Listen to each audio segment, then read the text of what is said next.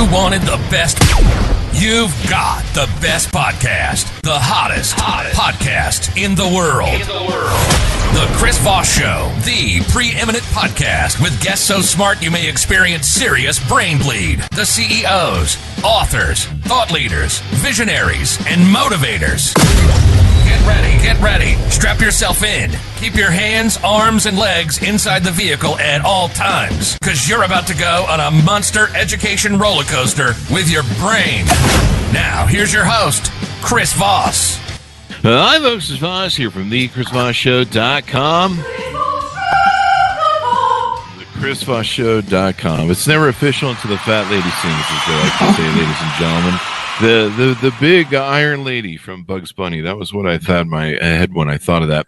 So welcome, folks, to the Chris Voss Show. We certainly appreciate you guys coming by as an audience. Remember, we are the core distributor of the smartest people in the world, and the knowledge, the excitement, the funniness, and all the craziness that we put into the show. Be sure to check it out. Be sure to refer it to your friends and relatives. We certainly appreciate you guys to support the show, giving us those 5-star reviews over on iTunes, going and referring the show to goodreads.com/Chris Voss, linkedin.com/Chris Voss, youtube.com/Chris Voss, Chris Voss one on the TikTokity, and there's a Chris Voss group on Facebook now that you can chat over there. It's chrisvossfacebook.com. We'll take you to that. We have an amazing young lady on the show today, and she's going to be talking to us about meditation and how you can use it as medication. Her byline is medication to meditation, and how to improve the quality of your life, which is what we do here on the Chris Voss Show. We have another podcast you can have called How to Destroy Your Life with the Chris Voss Show, but you don't want to listen to that one. You want to listen to this one. This one's How to Improve Your Life, because that one's depressing. You don't want to do that. So we're going to be talking to her.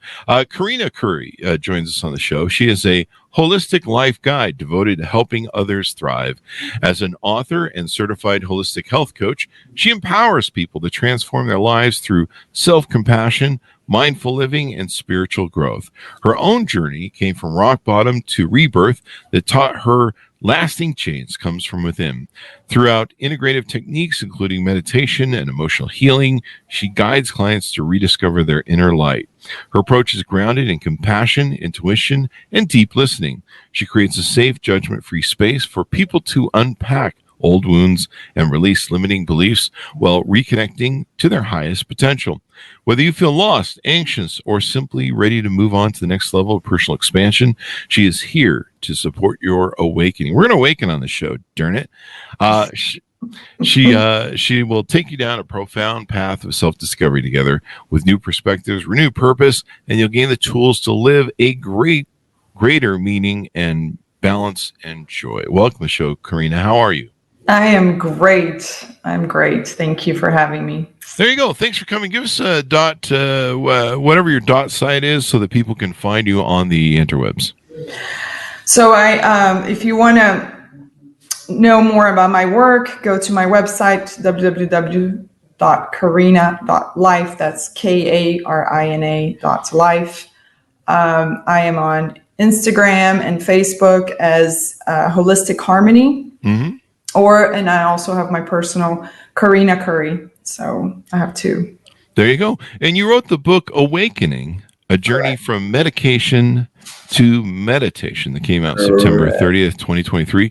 Give us a 30,000 overview of what you put in the book. So the book, it tells a little bit about my journey. I'm an immigrant from Brazil. I came here, I was 18 years old, fresh out of home. Never been anywhere else. Wanted to be a horse trainer. Yes. Got here, went through some trials, tribulations like everybody else, and some moments of happiness, of course. But got married, got divorced. The horse training thing didn't happen. Got married, got divorced, found myself following in the patterns of my parents, which happens when you're, the inner child traumas, and you tend to do that when you don't heal yourself completely. Then I got really depressed, and my friends were worried about me. I of course didn't know what I know today, or I would never go this path, but I end up going to a psychiatrist, end up taking medication. And I don't know if you know how that works, but you go in for a 30-minute interview with your psychiatrist, and then she decides you're depressed and she prescribes you medication. Then you come back 2 weeks later for another $300 appointment. And then you talk for 10 minutes, and then she says, oh, okay, well, let's up your dose. That goes on. Now you can't sleep. So now let's give you more medication so you can sleep. Well, then you start having panic attacks. Then, okay, well, let's give you medication for that. Well, now your GI is not working because you're on so much medication. So let's give you medication for that. And then during the day, you're using all kinds of things to just stay awake because you're on so much medication, and you're not living, you're surviving. And doing that for 10 years. And my mom passed away. I went through, found this holistic life coach, and she changed my life. So working with her, I was able to get off medication. I start learning a lot about spirituality and psychology of the mind. And I found so much joy that I wanted to pay forward. I wanted to help people get where I was, what I am now. So that's how I was in a spiritual retreat, and I had this download that I needed to write a book to empower people and tell them how I did it. So I did that. I wrote the book. I went through training to become a holistic life coach myself. And now that's what I do. And I love it. There you go. And now you're inspiring people and getting them activated and teaching them the difference of meditation. Now, is there a certain meditation style? I think there's a few different styles, isn't there? Correct me if I'm wrong. Correct. I use them all. It depends. Yeah, it depends how much time you have during the day. I follow Dr. Joe Dispenza. I follow lots of meditation styles, and I teach my clients how to do. You got to figure out what fits for you. Like Dr. Joe Dispenza, his meditations are real deep and long. Sometimes, but you got to start slow. It's the power of small steps. And you got to start with changing your habits every day. And sometimes you just have, people can do 30-minute meditation. So do a 5-minute meditation to get yourself down that path. But it's not just meditation, it's the coaching part, is working on releasing traumas from childhood, healing your inner child, and also working on self-love. 90% of the population don't know how to love themselves. And that is a problem. Yeah. And it's hard to give love if you can't receive love, and it's hard to receive love if you can't give love. I don't know, maybe. I don't know. Well, you will never receive love if you don't love yourself first. That's true. So I think that's what I'm trying to say, or at least that's what I'll say. Yes. I don't know. It sounded good in my head at the time. But I think we found a way to wander through that. So what would you say is the biggest misconception people have about holistic health, wellness, and meditation?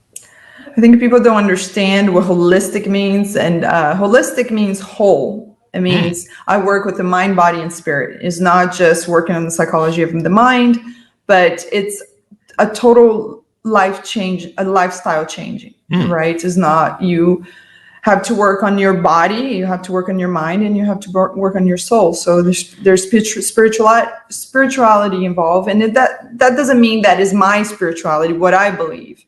Everybody's spiritual, right? And it's whatever they believe in, they can incorporate into their life, but bring in to their life, believe in something bigger than yourself, right? And whatever you believe in, the universe, the creator, God, life source, whatever you want to believe in, but have that belief that there is something bigger than you out there. And then that your body is a vessel that carries your soul, and it's an amazing tool you have. Without this body, the soul cannot be living this life here on earth and experiencing all the things that we are experiencing. That's why we're here for. We're here for our own evolution, for our spirit's evolution. So, and we need our body for that, and we need to take care of our body. And that's a problem today, right, in our society. Everybody's in a hurry. Everybody's trying to make money. Everybody's trying to do these things, and they don't care about their body anymore. And that's why we're so plugged into pharmaceutical companies. If you look at commercials, every other commercial, it's about a drug. It's Advil, or are you sad? Well, if you're feeling this way, take this drug. And they go really slow talking about all the things that you're feeling that this drug will help you with. And then they go really fast in the side effects. Did you ever notice that? Yeah. And the side effects are really long. Yeah, and the side effects, like you talked about earlier in the show, they compound each other. Like you need you take this drug, and then it has a side effect. Oh, you need this drug for that side effect, and then that drug needs a side effect. You're just kind of just patching holes, like some dam that's breaking, and you're just trying to get all the holes plugged with two hands, and it's not working. You're just bleeding.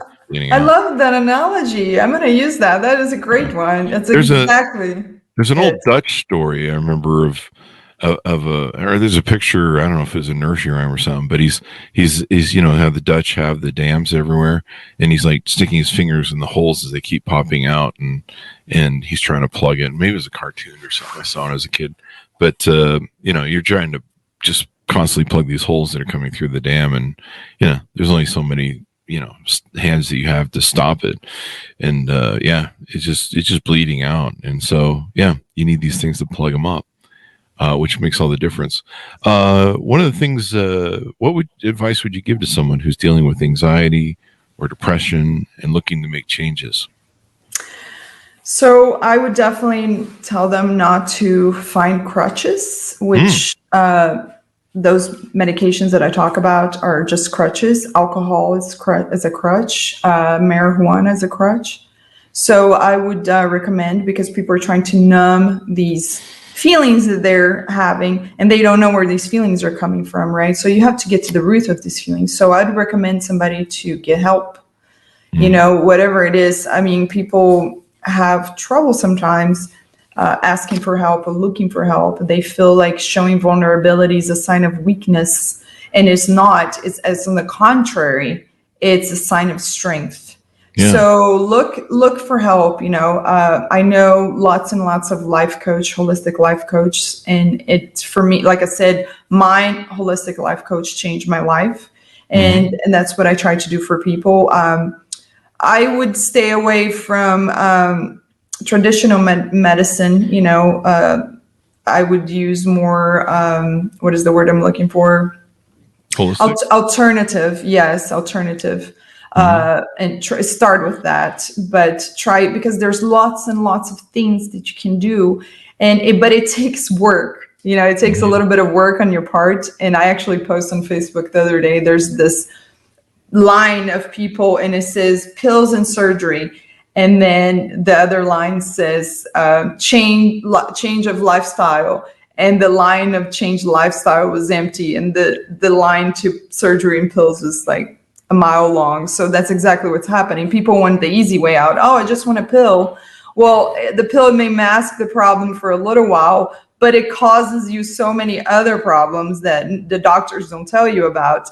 And I'm not saying medicine is bad. I mean, if you have a broken arm, or you need to, remove a tumor, you go to a doctor. But if you need help with something like depression and stuff like that, you go in there, and the doctors, it's not cost effective for them to spend time with you. They're just going to give you the pill and turn you away, and then you're on your own. So I say, take charge of your own health, of your life, because you are responsible for your own happiness. You and you only can achieve that, but you have to put in some work. Mm-hmm. There you go. It's really important to that. Now, do you get into psychedelics? Yes, I did. You recommend them for your clients and stuff? I do, if they're trying to get off medication. That's how I was able to get off my antidepressants, creating my own protocol using mushrooms. Ah, there you And yeah, a microdose of mushrooms. And I don't know if you're up to all the research is being done, and all the John Hopkins, and go. Mm-hmm. they're having a lot of I mean, it's proven that actually cures depression. It Yeah. cures depression. So I did get into, I microdose of mushrooms, and people have this idea that is a drug. It's not a drug. It's a plant medicine. I consider it as a plant medicine, Mm-hmm. and it's not addictive. You know, you're never going to hear of someone who's addicted to ayahuasca or mushrooms, because it just doesn't happen. Yeah. So you take long enough to be able to get off medication, and then you don't need it anymore, you know, because then it heals your brain, and it fires up the parts of your brain that are dormant. And it's pretty amazing, all the studies that they're doing. And now they're even talking about using for Lyme's disease, and it's showing so much. I have so much hope for the studies on psychedelics. Yeah. And in ayahuasca, you know, you cannot be on any medication, so you have to be completely off. It's a very powerful plant medicine. But actually, I'm reading a book right now called the Immortality Code, or the Immortality Key.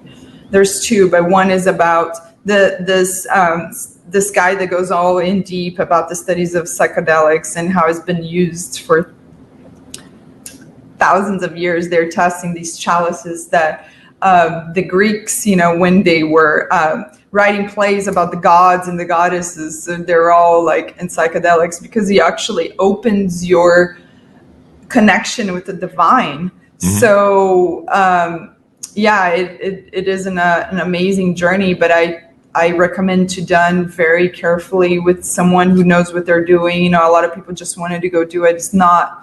You have to go on a diet, you have to be off medication, you have to prepare yourself. It's not something to be done lightly. It sounds like it has to definitely be done the right way, or else have some adverse effects. You know, we've had lots of people on the show, doctors and stuff. We've had people that I think we had a ketamine clinic, a guy who runs a bunch of clinics in California for ketamine and stuff. A lot of these things are being found to help people, and sometimes just one session can help them overcome traumas. You know, it's interesting how we store trauma in the body and everything else and make it a part of ourselves. And so you find that it helps with microdosing psychedelics as a holistic approach to depression as well, huh? Mm-hmm. Wow. With a lot of coaching, you know, it's not something you just do it in. Yeah, you gotta. You can't just be like, yeah, let's take this and then go drive a car, go to work, and see how that turns out. Well, you have to do the integrative work, you know, because some people take and they're like, okay, what's happening here? So there's a lot of work to be done around that, and you still have to go in there and release those traumas and talk about these things that happen to you, because we all have PTSD, every single one of us, because we are, you know, we're living, and we had parents who thought they were doing the best they could, but you know, we all have PTSD because we had parents. Because, you know, they thought they knew they were doing the best they could, but you know, they say things, and you stored from 0 to 7 years old.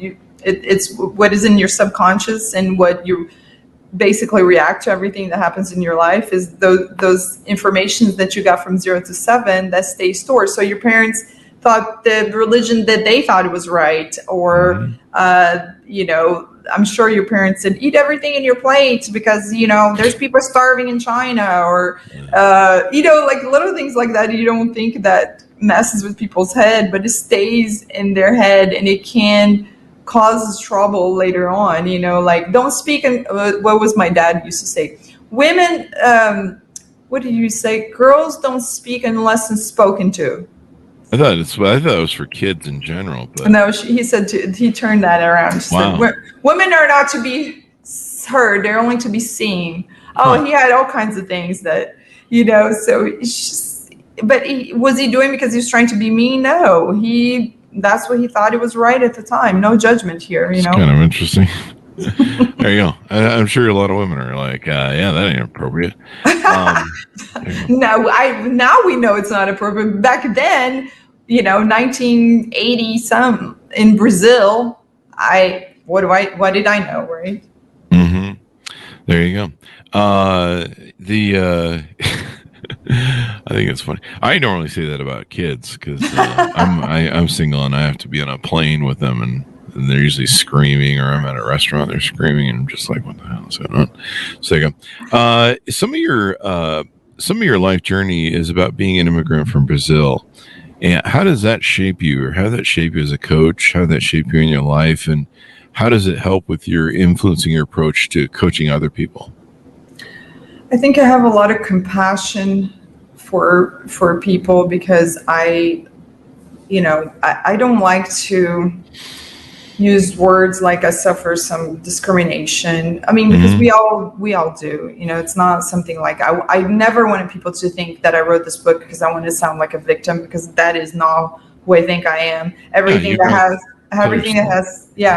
happened to me made me the person that I am today. So, these experiences that I have dealing with people, you learn a lot from what not to do by people, right? So I think I have a lot of more compassion and understanding for humans in general by living everything that I lived through, not just as immigrant, as a woman, as a single mom, so all that shaped me who I am. It helped me to have a lot of compassion and see people in a different light. There's no judgment anymore from my part. When I see people, I understand that everybody's going through something. Every single one of us have a story. And, those moms with kids, Chris, on the plane, they're struggling. They're going, oh my gosh, I'm so embarrassed. My kid's screaming. I actually have compassion for them. Some of them do. Some of them have just no. I mean, I go into restaurants here in Utah, and some of them just are oblivious, completely oblivious. There are people that there are some that are, and there are some that aren't. There's some that are just completely oblivious, don't give a shit. In fact, it seems like half the time they're just encouraging their kids. Worse. Well, you're in Utah, though. That's a different country. It really is, actually. I don't experience that in LA or Vegas or stuff where I go, but still, I mean, planes and stuff. I've almost been killed on planes from the sickness of crying babies and getting their flus and stuff. So yeah, I'm not a fan. But I mean, there are parents who are struggling, and then there are parents who they're oblivious, man. And part of the reason the kid's screaming is because they can't get the parent's attention and get security, and the parent is completely, I don't know, looking at their phone or in their own private ido. So there's that. But there you go. So going through this, how do people onboard with you? What sort of services you offer? Do you have courses? What sort of things do you use, services that people find on your website? So I offer one-on-one coaching and group coaching. Depends where you are in your journey. In my website, you can go and book a call with me for 30 minutes, and we can see if we are fit for each other. So, and then we, we'll go from there. But I use a lot of modalities. I also do some hypnotherapy, sorry. It is like going into your subconscious mind and exchanging those limiting beliefs for better beliefs, right? For better things to believe in yourself. And so I worked with anybody, most of my clients right now are actually women going through a divorce. Oh, really? Yeah. There you go. But because now that's something but I also have men that I work with who are, also going through a divorce. Oh, really? So it sounds like you're really good. And the divorce time is a time of, it's a hell of a time for change. You have something you believed in that you saw was an identity as marriage, and basically that identity is dying, and you've got to go create your own single person identity. So it's a very tough time to go through that process. You got kids, you got exes, and not everyone's happy. Yes, exactly. I never could figure out divorce. Like I've never been divorced, but I'm always stunned when I date people who I'm like, you spend more time thinking about your ex than you did when you were married to them. And I don't know why you divorced them, because you really just spend all your time obsessing about them. So I'm just like, I thought you left your ex to get away from them. Like, Well, what was the point of this? So, anyways, it's easy to get away from them if there's no kids. If there's kids, true. is a whole It's a whole new different ball game. You're attached to the person, unfortunately, for a life. Yes. There you go. Something to think about before you sign on that dotted line. I think as a joke, I think they need to make marriage hard to get into as it is to get out of. In fact, it really should be the opposite when you really think about it. It should be really hard to get into marriage, and it should be really easy to get out. It's like, here, sign this paper, you're out. That's how it should be. It's completely the opposite of what it is. But all jokes aside. Well, what happens is people grow apart because they go into separate length, right? Like if you're marriages that work is people that are going the same direction. Mm-hmm. And so, for example, with my journey going through this self-discovery and all that stuff, and then that person's like, oh yeah, go, but he stays here and you're here, and then you can't, you find yourself like, we have nothing in common. We have nothing to talk about. We, don't like the same things. But when you're young and you get married, you think, and that is one of the problems that I work with people, that people when they're young, they always think they can fix that other person. Well, you cannot fix anything but yourself. That you're only can change. The only person that can change is yourself. But you go in and ignoring all these things that, you don't like, but, he's a good guy. And I'm sure if you get married and have kids, things will be okay. Well, no, it gets worse because you didn't agree in a lot of things when you were single. Now you have children and you're buying houses and you're talking about finances, and it becomes very difficult. So I agree with you. They should make like people go through like steps into marriage, right? Date, then you have to move in together and stay 4 years, 4 or 5 years, and then decide if you want to get married. Yeah, I believe that. And you should have to get a college degree for a couple of years to learn how to be a parent. You need to learn to wash away all your traumas. So talk to me a little bit about that, if you would, as we round out. People, one of the problems with relationships nowadays, people drag their traumas right into their relationships and they haven't healed them. So they're just these wounded animals getting involved with people that maybe sometimes they shouldn't be involved with because they're trying to fill a space of a vacant father or whatever situation they grew up with. Exactly.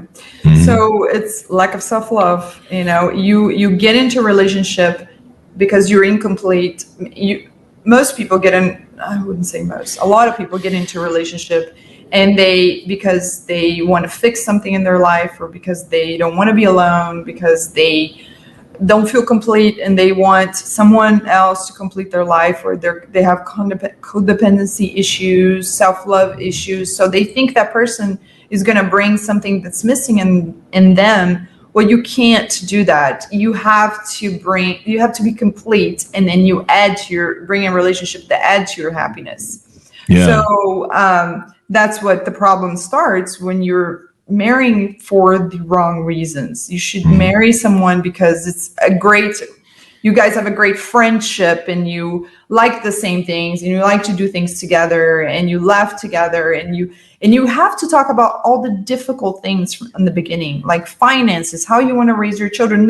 People never want to talk about those things in the beginning, right? Because they're like, oh, but we're just having fun right now. No, you have to decide if you're in the same page. Let's talk about how do you want to raise the children? How you do your finances? What is your credit score? I mean, do you want to be a homeowner or not? All these things. Are you going to want me to work, or you want me to stay home and raise the children? And then you need to tell, I want to stay home and raise the children. And then maybe that person wants you to work. So it's like all these things need to be talked about, not just, and then you get children involved, the poor things, and they didn't ask to be born. And now you're maybe have traumas and triggers and stuff like that. Now you're creating this person who's going to be full of issues just like you. So if you're not knowledgeable, kids, even in school, kids are taught completely wrong. The teachers should be asking the kids to teach them. It should be the other way around. That's the way that kids should be teaching. They shouldn't be like brainwashed to just sit there and listen to the teachers. It should be interactive and should be asking questions. And you should be parenting your kids like that too. You don't just tell them what to do. And they're human beings with feelings and thoughts, and they're, smart, and they need to be nurtured just like a little tree. You have to take care of it to grow properly. So you don't just have children and, wing it. A lot of people do. It seems to be the thing to do, and then you end up with this giant mess, and people are like, "Hey, what happened, eh?" So there you go. Well, this has been very insightful. Tell people one last pitch on how they can onboard with you, get involved, get your coaching, et cetera, et cetera. So get a hold of me through my website, www.Karina.life. There's an option to book a 30-minute call with me, and I can tell you all about my coaching style. We can actually have a conversation and see what's going on in your life, what things you need clarity on, what things you feel like you need to better in your life, and I can see if you're a fit, and we can go from there. There you go. Well, thank you very much, Karina, for coming on the show. And people can read my book too. That's right. Order the book. Now, it's on Amazon and all the major Awakening, a journey from medication to meditation. Out September 30th, 2023. Karina Curry. Thank you very much, Karina, for coming on the show. We really appreciate it. Thank you, Chris. Thank you. And thanks to our audience for tuning in. Go to goodreads.com/Chris Voss, LinkedIn.com/Chris Voss, YouTube.com/Chris Voss, all those crazy places we're at on the internet. Thanks for tuning in. Be good to each other. Stay safe. And we'll see you guys next time.